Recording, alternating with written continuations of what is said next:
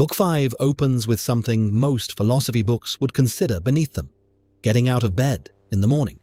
At dawn, when you have trouble getting up, tell yourself, I have to go to work.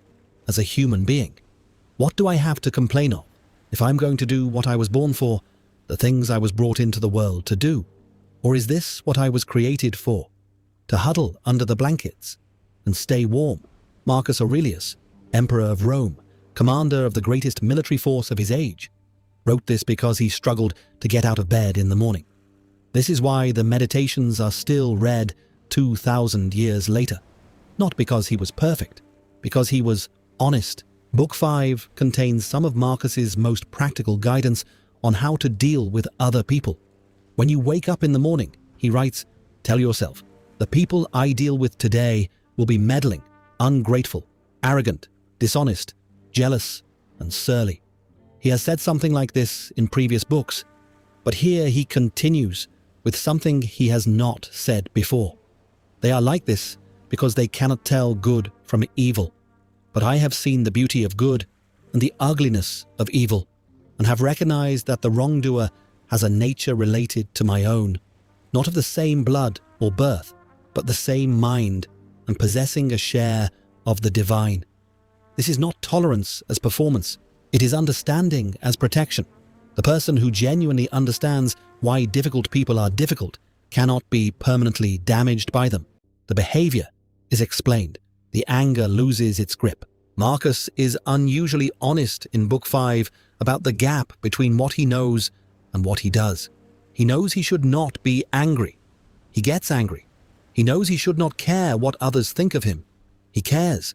He knows the things of the body are temporary. He still reaches for comfort. If someone can refute me, he writes, show me that I'm making a mistake or looking at things from the wrong perspective, I'll gladly change. Because what I'm after is the truth. This is character as practice, not character as achievement. Marcus is not describing a state he has reached. He is describing a direction he keeps choosing. Virtue, for the Stoics, was not a destination. It was a commitment renewed daily, in small choices, under pressure, when nobody was watching. The Stoics organize virtue into 4 qualities. Wisdom, the ability to distinguish what is good, what is bad, and what is neither. Justice, the commitment to treat others as they deserve, to give each person what is owed. Courage, not the absence of fear, but the willingness to act rightly in spite of it. Temperance, the discipline to take no more than is needed, to stop before excess, to hold back when holding back is the right thing. Marcus returns to these 4 throughout the Meditations, not as a checklist, as a compass. When uncertain what to do, ask which of these 4 qualities the right action would express.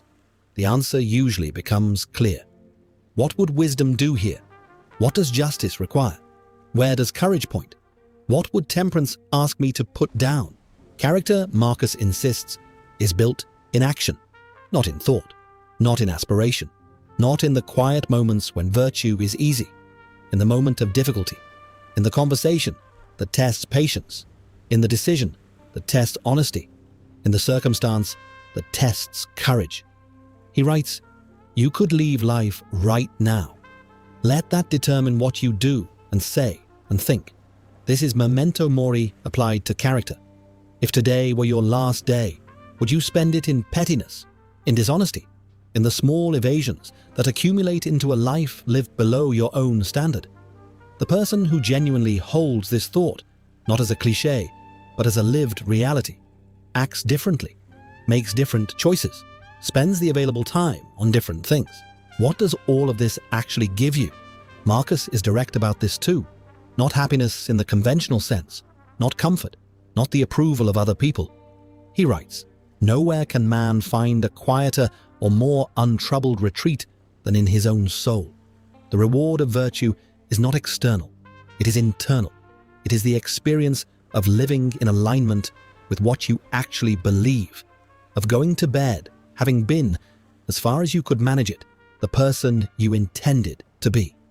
This is not a small thing. Most people never experience it consistently. The gap between who they believe themselves to be and how they actually behave is a source of low-level suffering that rarely gets named but is almost constantly felt. Virtue closes that gap, imperfectly, daily, with effort, but it closes it. Tomorrow morning, he will get out of bed again. Not because it will be easy, because it is what a human being does, because the work of character is never finished, only continued, picked up each morning from wherever it was set down the night before. Marcus Aurelius understood this better than most. He wrote it down so he would not forget. 2,000 years later, it still works.